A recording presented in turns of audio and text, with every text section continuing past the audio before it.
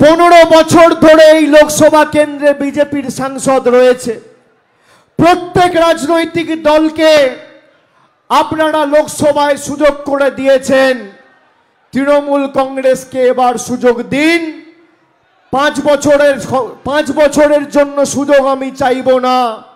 2 বছর পর আবার নির্বাচন।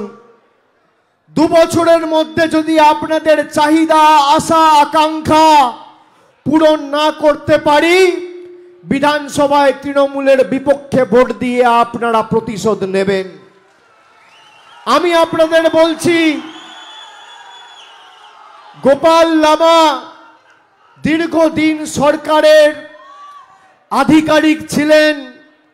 এই জেলার ভূমিপুত্র, মাটির সাথে মিশে মানুষের সাথে কাজ করেছেন, মানুষকে পরিষেবা দিয়েছেন। অন্যদিকে বিজেপির যে প্রার্থী, কোনোদিন দার্জিলিংয়ে আপনার বিপদে আপদে, কোভিডের সময় আপনার দুঃখে বিপদে তাকে পাশে পাননি।